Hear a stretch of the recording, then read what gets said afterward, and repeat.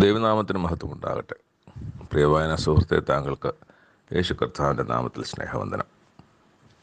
ഇന്ന് ജൂൺ 23 ഒന്നാമത്തെ വായനാ ഭാഗം ശമൂവേൽ പ്രവാചകൻ്റെ പുസ്തകം 2-ാം അധ്യായം. നമ്മൾ കണ്ടു, ഒരു മകൻ ഹന്നായ്ക്ക് ജനിച്ചിരിക്കുന്നു. അതിനുശേഷം ഹന്ന ദൈവത്തോട് വാക്ക് പറഞ്ഞതുപോലെ തന്നെ അവനെ ദൈവത്തിന് നിവേദിച്ചു. അങ്ങനെ കൊണ്ടുവന്ന് ഏലി പുരോഹിതനെ ഏൽപ്പിച്ചു. അവൾ യഹോവയെ നമസ്കരിച്ചു, വാക്ക് പാലിച്ചു. എന്നിട്ട് ഹന്ന പറയുന്നൊരു പ്രാർത്ഥനയാണ്, അല്ലെങ്കിൽ ഒരു ഗാനമാണ്, പ്രാർത്ഥനാ ഗാനമാണ് 2-ാമത്തെ അധ്യായം ആരംഭത്തിൽ കാണുന്നത്.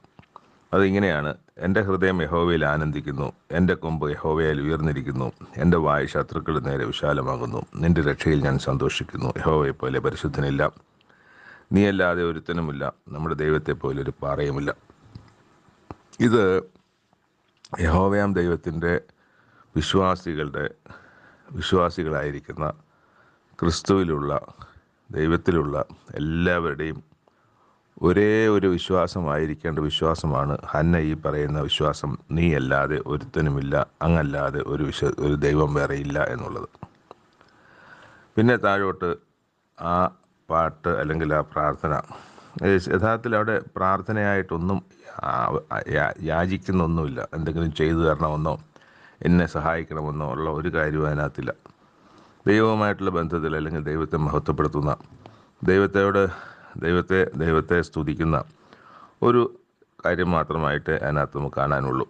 പ്രാർത്ഥന എന്ന് പറയുമ്പോൾ നമ്മൾ വായിക്കുന്നത് അത് ആവശ്യങ്ങളുടെ പട്ടിക മാത്രമല്ല, ദൈവമായിട്ടുള്ള ബന്ധത്തിൽ ദൈവത്തോട് ചേർന്നിരിക്കുന്ന, ദൈവത്തെ സ്തുതിക്കുന്ന, ദൈവത്തിന് നന്ദി പറയുന്ന, അതൊക്കെയും തന്നെ പ്രാർത്ഥനകളാണ്.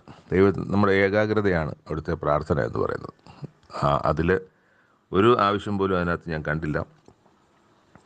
അതിൻ്റെ അവസാനം, യഹോവ ഭൂസീമവാസികളെ വിധിക്കുന്നു, തൻ്റെ രാജാവിന് ശക്തി കൊടുക്കുന്നു, തൻ്റെ അഭിഷിക്തൻ്റെ കൊമ്പുയർത്തുന്നു. അപ്പം ഇതൊക്കെയും ചെയ്തതുപോലെ തന്നെ ദൈവം സർവശക്തനായതുകൊണ്ട് മക്കളില്ലാത്ത എനിക്ക് ഒരു മകനെ തന്നു. അത് ദൈവം തന്നതാണ് എന്നുള്ളതായിരിക്കണം പൂർണ്ണമായും. അതിൻ്റെ അടിസ്ഥാനത്തിലാണല്ലോ ഈ പാട്ട് അല്ലെങ്കിൽ ഈ പ്രാർത്ഥന അവിടെ കഴിക്കുന്നത്. അപ്പം അതിൻ്റെ അടിസ്ഥാനത്തിലാകുമ്പോൾ ഇപ്പോഴത്തെ ഒരു കോണ്ടെക്സ്റ്റ് എന്ന് പറയുന്നത്, തനിക്ക് മകനില്ലാതിരുന്ന നാളുകൾക്ക് തൻ്റെ ഭർത്താവിൻ്റെ മറ്റേ ഭാര്യയ്ക്ക് മക്കളുള്ളപ്പോൾ താൻ നിന്ദിക്കപ്പെട്ട് കഴിഞ്ഞിരുന്ന വർഷങ്ങളോളമുള്ള കാലം, അതിനുശേഷം എനിക്ക് ലഭിച്ച ഈ മകൻ അത് ദൈവം തന്നതാണെന്നുള്ള പൂർണ്ണ ഉറപ്പിൽ ആ ദൈവത്തെ മഹത്വപ്പെടുത്തുന്ന ഒരു പ്രാർത്ഥനയാണ് നമ്മളിവിടെ കണ്ടത്. തുടർന്ന് എൽക്കാന രാമയിൽ തൻ്റെ വീട്ടിലേക്ക് പോയി. എൽക്കാനയും ഭാര്യയും വീട്ടിലേക്ക് പോയി, ഹന്നയൊക്കെ വീട്ടിലേക്ക് പോയി. ബാലൻ കുഞ്ഞ് ശമൂവേൽ ഈ ഏലി പുരോഹിതൻ്റെ മുമ്പിൽ യഹോവയ്ക്ക് ശുശ്രൂഷ ചെയ്തു പോന്നു.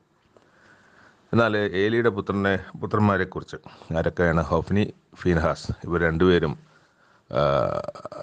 നല്ല പ്രവർത്തികളും ജീവിത രീതിയുമല്ല അവർ അനുവർത്തിച്ച് വന്നത്. അവരഹങ്കാരികളും ദൈവത്തോട് മറുത്തു നിൽക്കുന്നവരും അപ്പൻ പറഞ്ഞാൽ കേൾക്കാത്തവരും ഒക്കെയായ 2 മക്കളാണ്.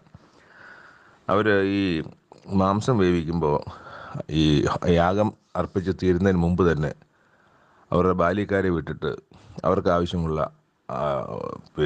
കുട്ടുകത്തിൽ നിന്ന്, അല്ലെങ്കിൽ വേകാത്ത മാംസം, പച്ചമാംസം അവരെടുത്തോണ്ട് പോകും. തരാൻ പറയും. അവർ കൊടുത്തില്ലെങ്കിൽ അവരെടുത്തോണ്ട് പോകും. അതിന് ഈ യാഗം കഴിക്കുന്നവർ പറയും, അത് ഒന്ന് കാത്തിരിക്കൂ, ഈ യാഗം ഒന്ന് അവസാനിച്ചോട്ടെ. ഇല്ലില്ല, അത് കൊണ്ടുപോയില്ലെങ്കിൽ ഞങ്ങൾ എടുത്തോണ്ട് പോകും എന്ന് പറയുന്നു, എടുക്കുകയൊക്കെ ചെയ്യുന്നുണ്ട്. അപ്പോൾ അങ്ങനെ യാഗത്തെയും യാഗപീഠത്തെയും ഒക്കെ നിന്ദിച്ചത് കൊണ്ട് ദൈവത്തിന് മുമ്പിൽ അവരുടെ കുറ്റം വലുതായിരുന്നു. ദൈവം അവരെ ശിക്ഷിക്കുവാൻ തന്നെ തീരുമാനിച്ചു.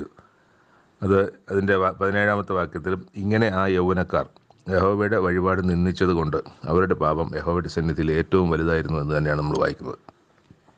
അതിനിടയ്ക്ക് നമ്മൾ കുഞ്ഞ് ശമൂവേലിനെ കുറിച്ച് നമ്മൾ കാണുന്നത്, ശമൂവേൽ ബാലനോ യഹോവയുടെ സന്നിധിയിൽ വളർന്നു എന്നാണ്.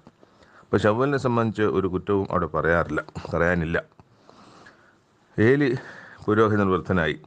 അദ്ദേഹത്തിൻ്റെ പുത്രന്മാർ എല്ലാ ഇസ്രായേലിനോടും ചെയ്യുന്നതും അവിടെ സമാഗമന കൂടാരത്തിൻ്റെ വാതിൽക്കലുള്ള സ്ത്രീകളുമായിട്ട് ബന്ധപ്പെടുന്നതൊക്കെ അപ്പൻ അറിയുന്നുണ്ട്. അപ്പൻ്റെ ഒരു സങ്കടകരമായ അവസ്ഥ ആലോചിച്ച് നോക്കൂ. തൻ്റെ താൻ ശുശ്രൂഷകനായിരിക്കുന്ന, താൻ പുരോഹിതനായിരിക്കുന്ന ജനത്തിൻ്റെ മുമ്പിൽ തൻ്റെ മക്കളെ ചൊല്ലി താൻ നിന്ദിക്കപ്പെടുന്ന ഒരവസ്ഥ. താൻ ആരോട് എന്ത് പറയും? എന്ത് മനുഷ്യനോട് എന്തുപദേശിക്കും? ഒരുവനോടും ഒന്നും നല്ല കാര്യം പറയാൻ ഉപദേശിക്കും. അപ്പോൾ അവർ പറയില്ലേ, നിൻ്റെ മക്കളെ ആദ്യം നന്നാക്ക്, നിൻ്റെ മക്കൾ ഇങ്ങനെയാണല്ലോ നടക്കുന്നത്, പിന്നെ എങ്ങനെ നീ ഞങ്ങളെ ഉപദേശിക്കും? അപ്പം അങ്ങനെ ഒരു വലിയ കഷ്ടത്തിലാണ് ഇന്ന് ഏലി പുരോഹിതൻ. ആ ഏലി പുരോഹിതൻ മക്കളെ വിളിച്ച് പറയുന്നുണ്ട്, മക്കളെ, ഈ ജനമൊക്കെ നിങ്ങളുടെ ദുഷ്പ്രവൃത്തികളെക്കുറിച്ചൊക്കെ പറയുന്നത് കേൾക്കുന്നുണ്ട്, അങ്ങനെ ചെയ്യാൻ പാടില്ല. എൻ്റെ മക്കളെ, യഹോവയുടെ ജനം നിങ്ങളെക്കുറിച്ച് പരത്തുന്ന ഞാൻ കേൾക്കുന്ന കേൾവി നല്ലതല്ല. മനുഷ്യനോട് പാപം ചെയ്താൽ നമുക്ക് ദൈവത്തോട് ചോദിക്കാം, അല്ലെങ്കിൽ ദൈവത്തോട് അപേക്ഷിക്കാം, ദൈവം ക്ഷമിക്കണമെന്ന്. പക്ഷേ നമ്മൾ ദൈവത്തോട് തന്നെ പാപം ചെയ്താൽ ആരോടാണ് പോയി ക്ഷമ ചോദിക്കുക? അതുകൊണ്ട് നിങ്ങൾ ഇതിൽ നിന്ന് വിട്ടുമാറി ദൈവത്തിന് ഭയമുള്ളവരായി നല്ല കുട്ടികളായി മാറണം എന്ന് പറയുമ്പോൾ അവരത് കൈക്കൊള്ളുന്നില്ല. അവിടെ എഴുതിയിരിക്കുന്ന വാക്യം ഇതാണ്: എങ്കിലും അവരെ കൊല്ലുവാൻ യഹോവ നിശ്ചയിച്ചത് കൊണ്ട് അവർ അപ്പൻ്റെ വാക്ക് കൂട്ടാക്കിയില്ല എന്നാണ്. അപ്പോൾ ദൈവം അവരെ കൊല്ലാൻ തന്നെ തീരുമാനിച്ചു എന്നുള്ളതാണ്. ശമൂവേൽ ബാലനെക്കുറിച്ചും അവിടെ എഴുതിയിരിക്കുന്ന പ്രതീക്ഷയുള്ള വാക്യം: ശമൂവേൽ ബാലന് വളരും തോറും യഹോവയ്ക്കും മനുഷ്യർക്കും പ്രീതിയുള്ളവനായി വളരും. ദൈവത്തിന് മാത്രമല്ല മനുഷ്യർക്ക് മാത്രമല്ല ദൈവത്തിനും പ്രീതിയുള്ളവനായി, പ്രസാദമുള്ളവനായി. അതിനെക്കുറിച്ച് നല്ല ഇത് മാത്രം പറയാൻ മനുഷ്യർക്കും ദൈവത്തിനും ശമൂവേൽ ബാലനെക്കുറിച്ച് നല്ലത് മാത്രമേ പറയാനുണ്ടായിരുന്നുള്ളൂ. അത് കഴിഞ്ഞിട്ട് ഏലി പുരോഹിതൻ്റെ അടുക്കൽ ഒരു ദൈവപുരുഷൻ വന്നിട്ട് പറഞ്ഞു, കാര്യങ്ങളൊക്കെ പറയാണ്, നിന്നെ ധൂപം കാട്ടുവാനും യാഗപീഠത്തിൽ കയറുവാനും എഫോദ് ധരിപ്പാനും ഞാൻ അവന് ഇസ്രായേലിൻ്റെ സകല ഗോത്രത്തിൽ നിന്ന് എനിക്ക് പുരോഹിതനായി തിരഞ്ഞെടുത്തു. ആരെയാണ്? ലേവി ഗോത്രത്തെ. ഇസ്രായേൽ മക്കളും സകല ദഹനയാഗങ്ങളെ ഞാൻ നിൻ്റെ പിതൃഭവനത്തിന് കൊടുത്തിരുന്നു. തിരുനിവാസത്തിൽ ലേവി ഗോത്രത്തിനല്ല, യഥാർത്ഥത്തിൽ അഹരോന്യ കുടുംബത്തിന്, അഹരോന്. എന്നിട്ട് തിരുനിവാസത്തിൽ അർപ്പിപ്പാൻ ഞാൻ കൽപ്പിച്ചിട്ടുള്ള എൻ്റെ യാഗവും വഴിപാടും നിങ്ങൾ ചവിട്ടുകയും എൻ്റെ ജനമായ ഇസ്രായേൽ, ഇത് ദൈവപുരുഷൻ വന്ന് ദൈവത്തിൻ്റെ ഭാഗത്തു നിന്ന് പറയുന്നതാണ്, ഇസ്രായേലിൻ്റെ എല്ലാ വഴിപാടുകളിലും പ്രധാന ഭാഗം കൊണ്ട് നിങ്ങളെ തന്നെ കൊഴിപ്പിപ്പാൻ തക്കവണ്ണം നീ നിൻ്റെ പുത്രന്മാരെ എന്നേക്കാൾ ബഹുമാനിക്കുകയും ചെയ്യുന്നത് എന്ത്? പാവം അങ്ങനെ അവർക്ക് സൗജന്യങ്ങൾ ചെയ്തു കൊടുത്തതല്ല. പക്ഷെ അദ്ദേഹം പറഞ്ഞിട്ട് ഈ മക്കൾ കേൾക്കുന്നില്ല, അതാണ് സത്യം. അല്ലെങ്കിൽ ഇനി എന്ത് ചെയ്യും? ഒരു പ്രായമായ അപ്പൻ എന്ത് ചെയ്യാൻ കഴിയും? അങ്ങനെ ഇന്ന് ദൈവത്തിൻ്റെ സന്നിധിയിൽ ഇവർ കാരണം ഏലിയും കുറ്റക്കാരനായി തീർന്നിരിക്കുന്നു. ഏലി കുറ്റമൊന്നും ചെയ്തില്ല, അവരെ കഴിയുന്ന പോലെ വിലക്കാൻ ശ്രമിച്ചു. പക്ഷേ ഏലിയും ഇന്ന് ദൈവത്തിന് മുമ്പിൽ കുറ്റക്കാരനായി മാറുവാൻ തക്കവണ്ണം അവരുടെ പ്രവൃത്തികൾ മാറി എന്നുള്ളതാണ് നമ്മളിവിടെ ഈ ദൈവപുരുഷൻ്റെ വാക്കുകളിൽ നിന്ന് കാണുന്നത്. അതുകൊണ്ട് ഇസ്രായേലിൻ്റെ ദൈവം യഹോവ ഇപ്രകാരം അരുളി ചെയ്യുന്നു: നിൻ്റെ ഭവനവും നിൻ്റെ പിതൃഭവനവും എൻ്റെ സന്നിധിയിൽ നിത്യം പരിചരിക്കുമെന്ന് ഞാൻ കൽപ്പിച്ചിരുന്നു നിശ്ചയം. ഇപ്പോഴോ യഹോവ അരുളി ചെയ്യുന്നത്, അങ്ങനെ ഒരിക്കലും ആകയില്ല. എന്നെ മാനിക്കുന്നവരെ ഞാൻ മാനിക്കും, എന്നെ നിന്ദിക്കുന്നവർ നിന്ദിതരാകും. നിൻ്റെ ഭവനത്തിൽ ഒരു വൃദ്ധനും ഉണ്ടാകാതെ വണ്ണം ഞാൻ നിൻ്റെ ഭുജവും നിൻ്റെ പിതൃഭവനത്തിൻ്റെ ഭുജവും തകർത്ത് കളയുന്ന നാളുകൾ ഇതാ വരുന്നു. ഇസ്രായേലിന് ലഭിക്കാനുള്ള എല്ലാ നന്മകളുടെയും മധ്യേ നീ തിരുനിവാസത്തിൽ ഒരു പ്രതിയോഗിയെ കാണും. നിൻ്റെ ഭവനത്തിൽ ഒരു നാളും ഒരു വൃദ്ധനുണ്ടാകുകയുമില്ല.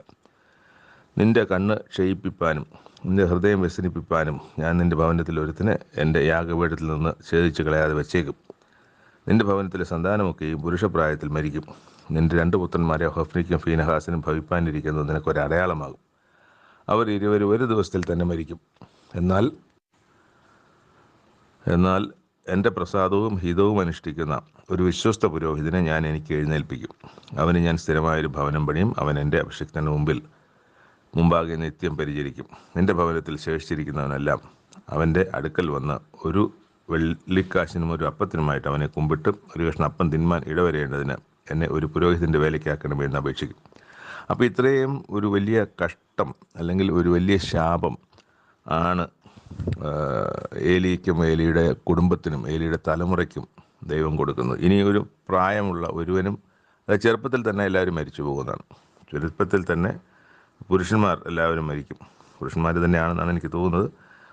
മരിക്കും, അതെല്ലാവരും മരിക്കും എന്ന് തന്നെയാണ്. അതുകൊണ്ട് പ്രായമായവരാരും നിൻ്റെ കുടുംബത്തിൽ കാണുകയില്ല എന്ന് പറയുകയാണ്. അപ്പോൾ ചെറുപ്പത്തിൽ തന്നെ അവരൊക്കെ കാലസമ്പൂർണരാകാതെ അല്ലെങ്കിൽ പ്രായം തികയാതെ മരിക്കുന്ന ഒക്കെയും അവിടെ ഇതിൻ്റെ ഭവനത്തിലെ സന്താനമൊക്കെയും എന്നാണ്. അപ്പോൾ സ്ത്രീയും പുരുഷനും എല്ലാം കാണുമായിരിക്കും. സന്താനമൊക്കെയും എന്ന് തന്നെയാണ് കാണുന്നത്.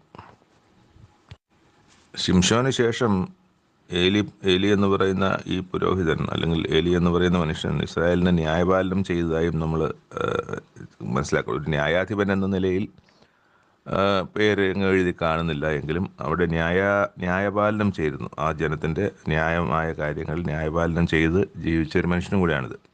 അപ്പോൾ ഒരേ സമയം ന്യായാധിപനും പുരോഹിതനുമായിരുന്ന ആളാണ് ഏലി എന്ന് പറയുന്ന ആൾ.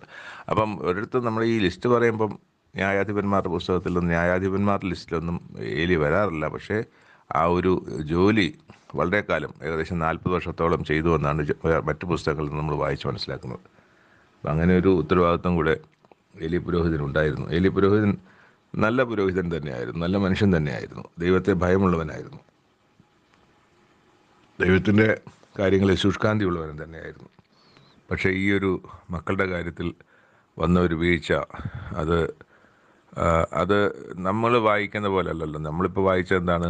അവരെ ശാസിച്ചു എന്നാണ്.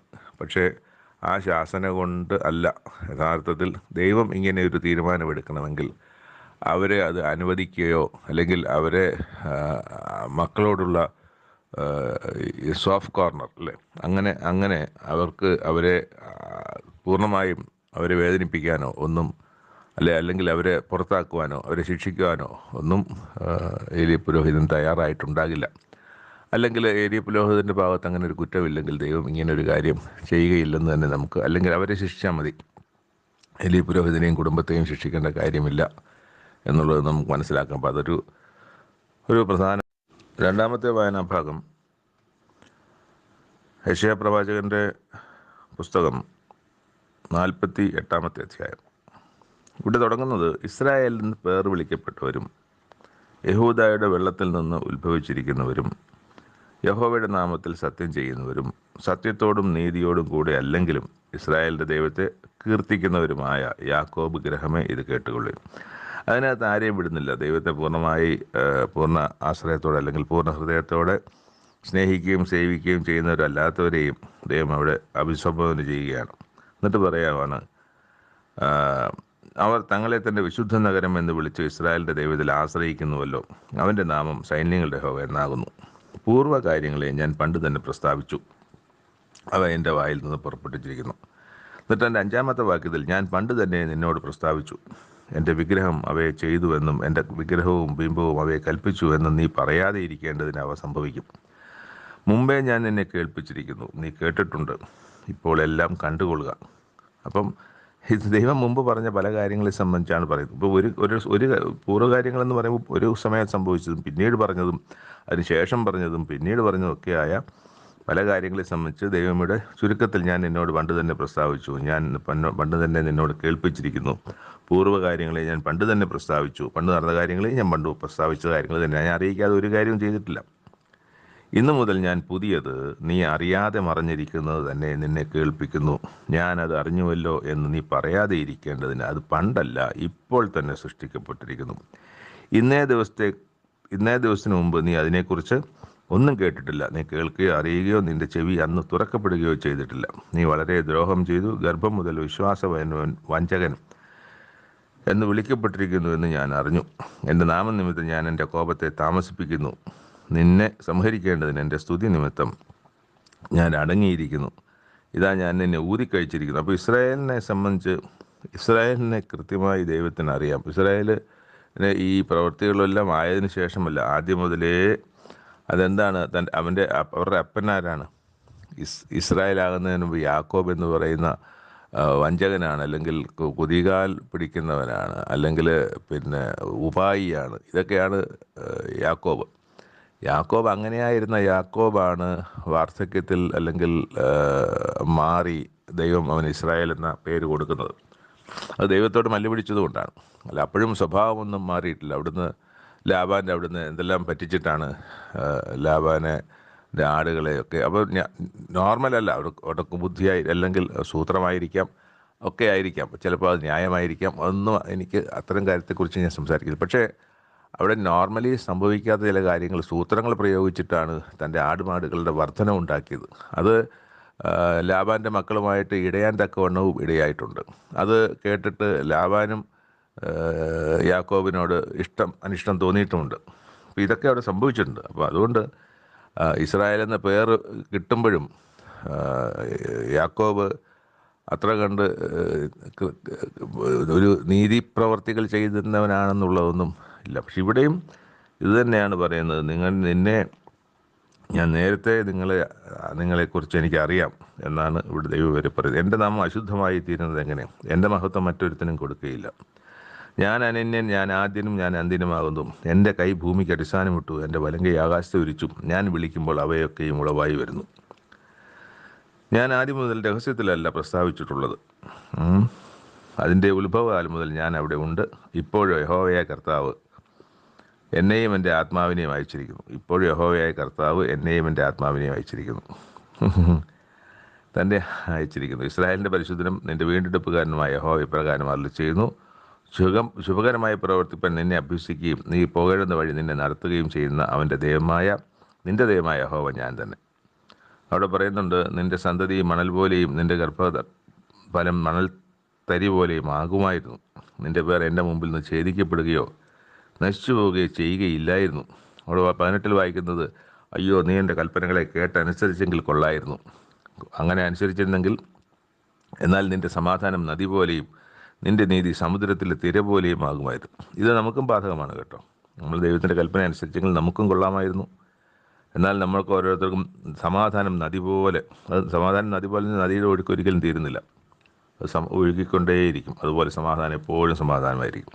പിന്നെ വായിക്കും സമുദ്രത്തിലെ തിര പോലെ. സമുദ്രത്തിലെ തിരയും അതാണ്, ഒരു തിര കഴിഞ്ഞു അടുത്ത തിര കഴിഞ്ഞു നിരന്തരം തിരയടിച്ചുകൊണ്ടേയിരിക്കും.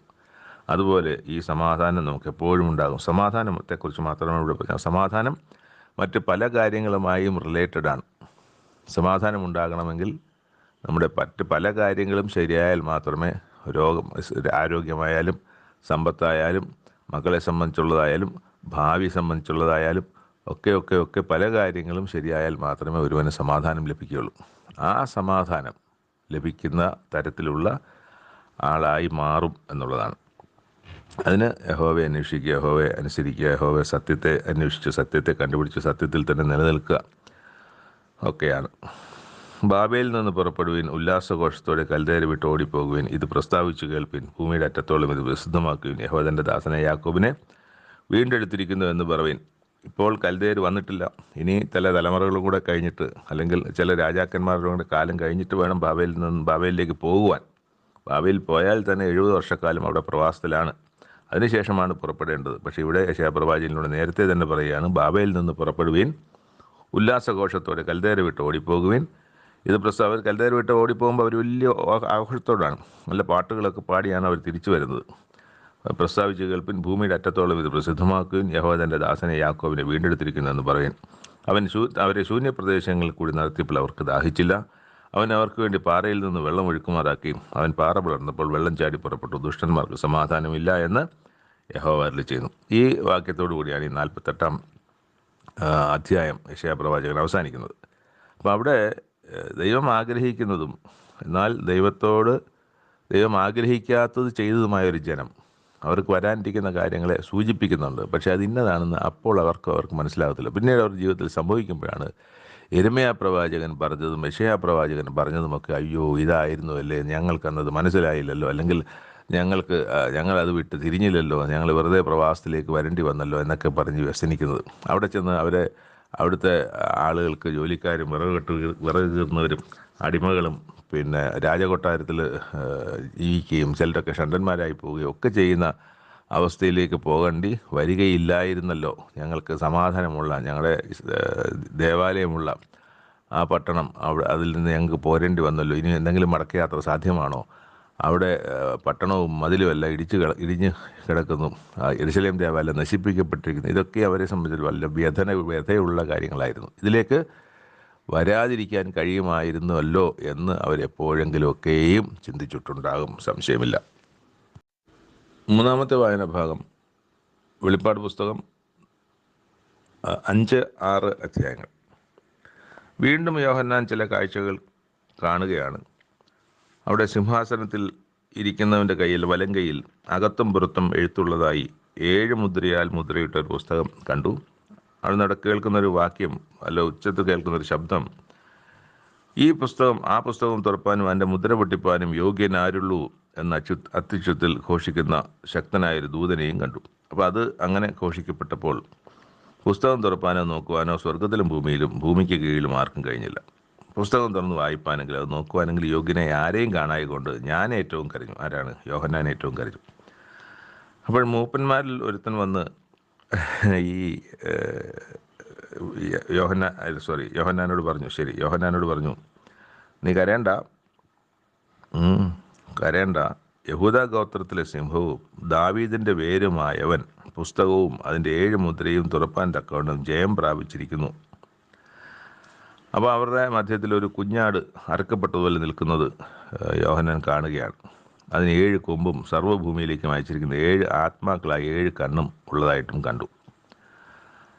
അപ്പോൾ അവിടെ വന്നിട്ട് അവൻ വന്ന് സിംഹാസനത്തിലിരിക്കുന്നവൻ്റെ വലങ്കയിൽ നിന്ന് പുസ്തകം വാങ്ങിയപ്പോൾ 4 ജീവികളും 24 മൂപ്പന്മാരും ഓരോരുത്തരും വീണയും വിശുദ്ധന്മാരുടെ പ്രാർത്ഥന എന്ന ധൂപവും നിറഞ്ഞ കലശവും പിടിച്ചുകൊണ്ട് കുഞ്ഞാടിൻ്റെ മുമ്പാകെ വീണു.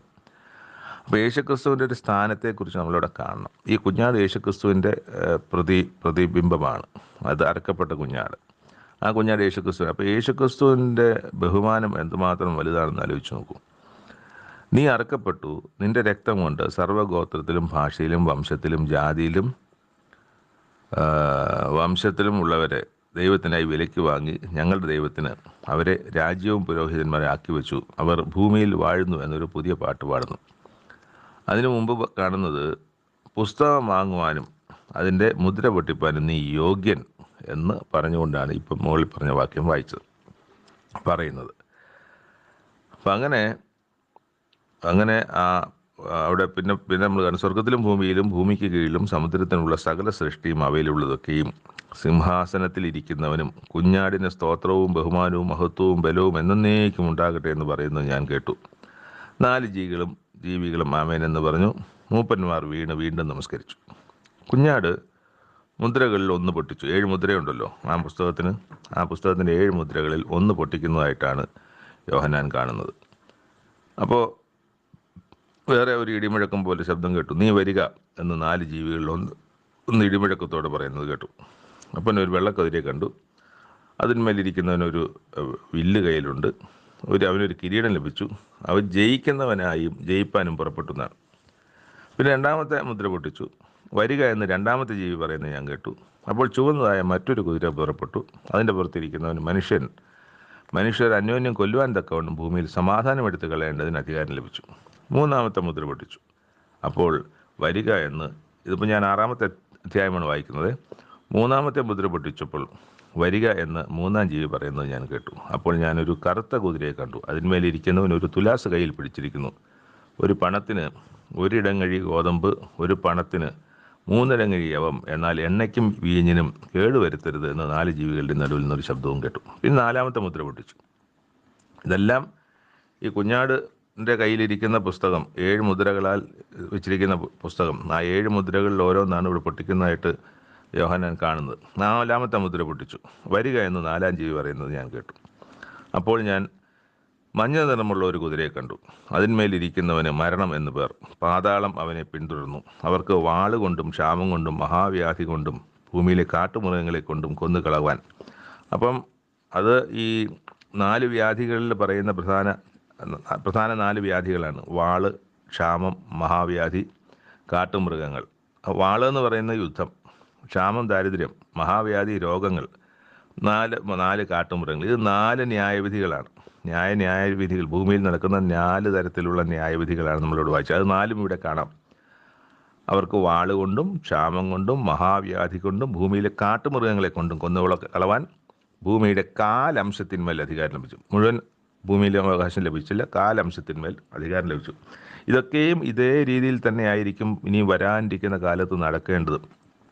അതിൻ്റെ കാഴ്ചകളായിരിക്കണം ഇവിടെ യോഹന്നാൻ കാണുന്നതും. അപ്പം ഓരോ കാലം, ഇപ്പം ഈ ഒരു മുദ്ര പൊട്ടിച്ചാൽ ആ മുദ്ര പൊട്ടിച്ച് ഉടനെ അടുത്ത മുദ്ര പൊട്ടിക്കുകയല്ല. ഇതിനൊക്കെയും കാലദൈർഘ്യങ്ങളുണ്ട്. ഓരോ ശിക്ഷകൾ ഭൂമിയിലേക്ക് നടത്താനിരിക്കുന്നതിന്, ഇപ്പോൾ എണ്ണയ്ക്കും വീഞ്ഞിനും കേടുവരുത്തരുതെന്ന് പറയുന്നത് ആഹാരത്തിനെ സംബന്ധിച്ചായിരിക്കും. ആഹാരത്തിന് കേടുവരുത്തരുത് എന്ന് പറയുന്നത്. അപ്പോൾ ആഹാരം അവിടെ കേടുവരുത്തരുത്. എന്നതായിരിക്കും മൂന്നാമത്തെ മുദ്ര പൊട്ടിച്ചപ്പോൾ പറഞ്ഞത്. ഇപ്പം നാലാമത്തെ മുദ്ര പൊട്ടിച്ചപ്പോൾ അത് പിന്നെയും കുറേ നാൾ കഴിഞ്ഞ് നടക്കുന്ന സംഭവമായിരിക്കാം. അവിടെ ഭൂമിയിലെ മനുഷ്യരെ കൊന്നുകളയാനുള്ള അധികാരം കാലംശത്തിന്മേൽ, 4 അംശത്തിന്മേൽ അത് കൊടുക്കുന്ന അധികാരം ഭൂമിയിൽ മനുഷ്യരെ കൊന്നുകളയുന്ന ഏതൊക്കെ രീതിയിലാണ്? അതും ചിലപ്പോൾ ഒരുമിച്ചായിരിക്കത്തില്ല. ഈ മഹാവ്യാധി ഒരു സമയത്തായിരിക്കും, കാട്ടുമൃഗങ്ങളെ കൊണ്ടുള്ള ചിലപ്പോൾ എല്ലാം കൂടി ഒരേ സമയവും ആയിരിക്കാം. 5-ാം മുദ്ര പൊട്ടിച്ചു. ദൈവവചനം നിമിത്തവും ഞങ്ങൾ പറഞ്ഞ സാക്ഷ്യം ഹേതുവായും അറക്കപ്പെട്ടവരുടെ ആത്മാക്കളെ ഞാൻ യാഗപീഠത്തിന്മേൽ കീഴിൽ കണ്ടു. ആരെയാണ്? മുമ്പ് യേശുക്രിസ്തുവിനെ പോലെ പല കാലഘട്ടങ്ങളിൽ യേശുക്രിസ്തുവിന് മുമ്പും ശേഷവും അറുക്കപ്പെട്ട അല്ലെങ്കിൽ യാഗമായി പോയ അല്ലെങ്കിൽ രക്തസാക്ഷികളായ, ദൈവത്തിന് വേണ്ടിയും ക്രിസ്തുവിന് വേണ്ടിയൊക്കെ രക്തസാക്ഷികളായവരെ യാഗപീഠത്തിന് കീഴിൽ കണ്ടു. വിശുദ്ധനും സത്യവാനുമായ നാഥ, ഭൂമിയിൽ വസിക്കുന്നവരോട് ഞങ്ങളുടെ രക്തത്തെക്കുറിച്ച് നീ എത്രത്തോളം ന്യായവിധിയും പ്രതികാരം നടത്താതെയിരിക്കും എന്നവർ ഉറക്കെ വിളിച്ചു. അപ്പോൾ ഈ കാഴ്ച ഇവിടെ കാണുന്നത്, കേൾക്കുന്നത് ഈ രക്തസാക്ഷികളായവർ അവിടെ നിന്നിട്ട് ദൈവത്തോട് പറയുന്നതായിട്ടാണ്, അല്ലെങ്കിൽ ക്രിസ്തുവിനോട് പറയുന്നതായിട്ടാണ്. നാഥ, ഞങ്ങളെ കൊല്ലുകയും ഞങ്ങളെ ഉപദ്രവിക്കുകയും ചെയ്ത ഭൂമിയിലുള്ളവരോട് നീ എത്രത്തോളം കാലം പ്രതികാരം നടത്താതിരിക്കും, അല്ലെങ്കിൽ ഭൂമിയെ നീ എങ്ങനെ ശിക്ഷിക്കാതിരിക്കുന്നത് എന്താണ് ഇത്രയും നാളായിട്ടെന്നാണ് ചോദ്യം. അപ്പോൾ അതിനൊരു മറുപടി, അപ്പം അവരെ പോലെ കൊല്ലപ്പെടുവാനിരിക്കുന്ന സഹഭൃത്യന്മാരും സഹോദരന്മാരും വന്നു തികയോളം അല്പം കൂടെ കാലം സ്വസ്ഥമായി പാർക്കണം എന്ന് അവർക്ക് അരുളപ്പാടുണ്ടായി. അപ്പോൾ ദൈവത്തിൻ്റെ അരുളപ്പാട് വരുന്നത് ഇങ്ങനെയാണ്: നിങ്ങൾ കുറച്ച് നാളുകൾ കൂടെ കാത്തിരിക്കണം. കാരണം നിങ്ങളെപ്പോലെ ഇനിയും പലരും രക്തസാക്ഷികളായി വരുവാനുണ്ട്, മരിച്ചു വരുവാനുണ്ട്, നിങ്ങൾ ശിക്ഷിക്കപ്പെട്ട് വരുവാനുണ്ട്. അതുകൊണ്ട് കുറച്ച് നാളുകൂടെ കാത്തിരിക്കണം ആ ശിക്ഷ നടപ്പിലാക്കുവാൻ. 6-ാം മുദ്ര പൊട്ടിച്ചു. വലിയൊരു ഭൂകമ്പം ഉണ്ടായി. സൂര്യന് കരിമ്പടം പോലെ കറുത്തു, ചന്ദ്രൻ മുഴുവനും രക്തതുല്യമായി തീർന്നു. അപ്പോൾ ഭൂമിയിൽ ഒരു ഇരുട്ടുണ്ടാകുന്നൊരവസ്ഥയാണല്ലോ.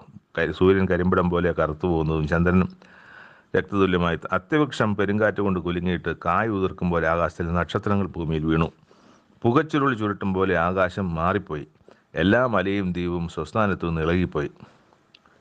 ഭൂമിയിലെ രാജാക്കന്മാരും മഹത്തുക്കളും സഹസ്രാധിപന്മാരും ധനവാന്മാരും ബലവാന്മാരും സകല ദാസനും സ്വതന്ത്രനും ഗുഹകളിലും മലപ്പാറകളിലും ഒളിച്ചുകൊണ്ട് അവർ ഞങ്ങൾ മരിച്ചാൽ മതി എന്നൊരവസ്ഥയിലേക്ക്, അവർ മലകളോടും പാറകളോടും ഞങ്ങളുടെ മേൽ വീഴുവിൻ, സിംഹാസനത്തിരിക്കുന്നതിന് മുഖം കാണാതെ വണ്ണം കുഞ്ഞാൻ്റെ കോപം തട്ടാതെ വണ്ണവും ഞങ്ങളെ മറപ്പിൻ, അവരുടെ മഹാകോപ ദിവസം വന്നു, ആർക്ക് നിൽപ്പാൻ കഴിയും എന്ന് പറഞ്ഞു. അപ്പോൾ അങ്ങനെ ഒരു 6-ാം മുദ്ര പൊട്ടിച്ചപ്പോൾ അങ്ങനെ ഒരു കാര്യമാണ് അവിടെ കാണുന്നത്. അങ്ങനെ ഒരു വലിയ ഒരു ശിക്ഷയുടെ അല്ലെങ്കിൽ ഒരു വലിയ കഷ്ടത്തിൻ്റെ അവിടെ രാജാക്കന്മാരും മഹത്തുക്കളും സഹസ്രാധിപന്മാരും ധനവാന്മാരും ബലവാന്മാരും സകല ദാസന്മാരും. അപ്പോൾ അതിനകത്ത് ആരെയും വിട്ടിട്ടില്ല. ഭൂമിയിൽ ഇനി ഏറ്റവും വലിയ ചക്രവർത്തി ആയാലും മറ്റ് ഇന്ന് നമ്മൾ കാണുന്ന ഏതെങ്കിലുമൊക്കെ രാജ്യത്തിൻ്റെ ലോകം മുഴുവൻ മാനിക്കുന്ന അധികാരികളായാലും അവരുടെ എല്ലാം അവസ്ഥയാണ്. അപ്പോൾ ഈ ആകാശത്ത് നക്ഷത്രങ്ങൾ വീണു എന്ന് പറയുന്നത് ചിലപ്പോൾ ഈ അധികാരത്തിൻ്റെ നക്ഷത്രങ്ങളെ സംബന്ധിച്ചായിരിക്കാം. ഒരിക്കലും നക്ഷത്രങ്ങളായിരിക്കണമെന്ന് നിർബന്ധമില്ല, എനിക്കറിയില്ല, ഞാനത് അങ്ങനെ ആയിരിക്കാമെന്ന് ചിന്തിക്കുകയാണ്. ചിലപ്പോൾ നക്ഷത്രങ്ങൾ തന്നെ ആയിരിക്കാം താഴോട്ട് വീഴുന്നത്. നക്ഷത്രങ്ങൾ വീണാൽ തന്നെ അത് നക്ഷത്രങ്ങൾ ഭൂമിയിലേക്ക് തന്നെ എങ്ങനെ വീഴും? അതും ദൈവത്താൽ സാധ്യമാണ്. പക്ഷേ ഭൂമിയുടെ നേരെ മേളിലല്ലോ നക്ഷത്രങ്ങളെല്ലാം. നക്ഷത്രം അങ്ങ് പ്രപഞ്ചത്തിലെല്ലായിടവും മാറി നിൽക്കുന്നതല്ലേ. അപ്പോൾ ഇവിടെ എനിക്ക് തോന്നുന്നു ഈ നക്ഷത്രം എന്ന് പറയുന്നത് നക്ഷത്രങ്ങളെ പോലെ ശോഭിക്കുന്ന അധികാരവർഗത്തെ തന്നെയാണ്, അധികാരികളെ തന്നെ ആയിരിക്കാനാണ് സാധ്യത. അപ്പോൾ അത് ആണ് ഇവിടെ ഈ ഒരു 6 മുദ്ര, 7 മുദ്രയാണല്ലോ അല്ലേ, 7 മുദ്രയെക്കുറിച്ചല്ലേ പറഞ്ഞത്. 7 മുദ്രയാൽ മുദ്രയിട്ടൊരു പുസ്തകം. അപ്പോൾ 6 മുദ്രകളും ഇവിടെ പൊട്ടിച്ചതായി നമ്മൾ കാണുകയാണ്. ഇങ്ങനെ ഇവിടെ 3 വായനാ ഭാഗങ്ങൾ ഇവിടെ അവസാനിക്കുന്നു. നാളെ പുതിയ വായനാ ഭാഗങ്ങളുമായിട്ട് നമുക്ക് കാണാം. വെളിപാട് പുസ്തകത്തെക്കുറിച്ച് വലിയ കാര്യങ്ങളൊന്നും, കാരണം അത് മറ്റൊന്നും കൊണ്ടല്ല, ദൈവം ഇപ്പോഴും വെളിപ്പെടുത്തിയിരിക്കുന്നെങ്കിലും മറഞ്ഞിരിക്കുന്ന തരത്തിൽ തന്നെയാണ് ഇതിൻ്റെ വെളിപ്പെടുത്തലുകൾ. അത് യഥാർത്ഥത്തിൽ ഇതിന് സംഭവിക്കുമ്പോൾ മാത്രമേ യഥാർത്ഥത്തിൽ എന്താണെന്ന് അറിയുകയുള്ളൂ. നമ്മൾ കണ്ട കാഴ്ചകളെക്കുറിച്ച് മാത്രമാണ് സംസാരിച്ചു പോകുന്നത്. ആ കാഴ്ചകൾ ഇങ്ങനെ ആയിരിക്കാം, അങ്ങനെ ആയിരിക്കാം എന്ന് നമ്മൾ അതിനെക്കുറിച്ച് ഒരുമിച്ച് ചിന്തിച്ചു പോകുന്ന ഒരു രീതിയിലാണ് നമ്മൾ ഈ വെളിപാട് പുസ്തകം വായിച്ചു പോകുന്നത്. നന്ദി. പുതിയ വായനാ ഭാഗങ്ങളുമായിട്ട് നമുക്ക് വീണ്ടും നാളെ കാണാം. ദൈവനാമം മഹത്വപ്പെടുമാറാകട്ടെ. Thank you.